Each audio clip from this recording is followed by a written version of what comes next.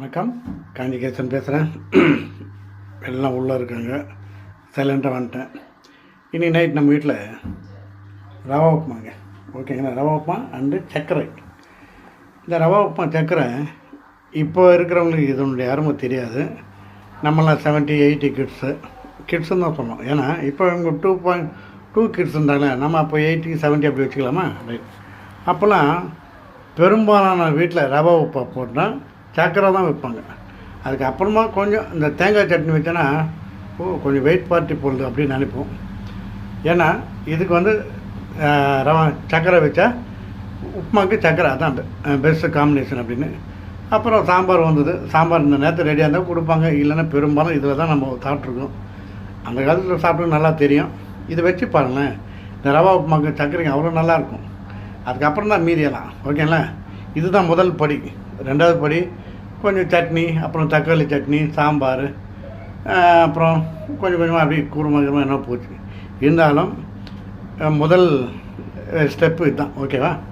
சரி, அப்புறம் இன்னொன்று சொல்லிக்கிறேன். நாளைக்கு ஆவடியிலேருந்து 6:10 ஈவினிங் ட்ரெயின் எடுக்கிறாங்க ஒரு வண்டி.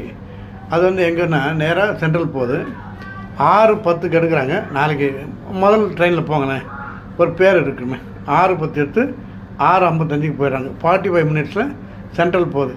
இது ஒன்றும் அதிசயமாக எனக்கு தெரியல. காரணம், மற்ற ட்ரெயின் அப்படி தான் போகுது. 1 ஹவர் ஆகும்னு நினைக்கிறேன். 1 ஹவர் இல்லை, 65 நிமிஷம் ஆகும். இது 3/4 மணி நேரம்ன்றாங்க. இது என்ன ஐடியான்னு தெரில. நாளைக்கு அந்த ட்ரெயின் விடுறாங்க, நாளிலேருந்து அது பார்க்கலாம் அப்படின்னு.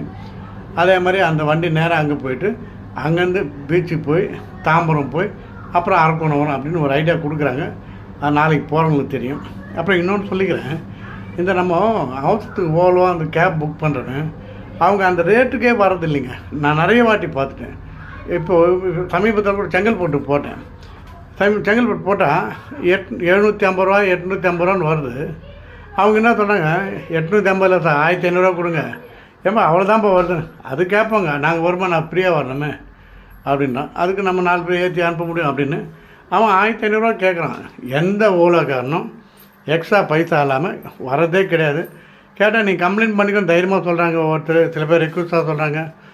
10ல் 8 பேர் வரது கிடையாது. அது இல்லைன்னா கம்முனே விட்டுடலாம். நம்ம முன்னெல்லாம் பேசணும் தெரியுங்களா, கேப் புக் பண்ணி, கேப் இல்லை கால் டாக்ஸி புக் பண்ணி 1500 ரைட்டுப்பா அப்படின்னு நம்ம அது மாதிரி நிம்மதியாக போயிடலாம். இவன் 850 இன்னத்துக்கு சொல்லிவிட்டு அவங்க எக்ஸ்ட்ரா தைரியமாக கேட்க முன்னலாம், சார் என்ன கொடுங்க சார் சாப்பாட்டுன்னு.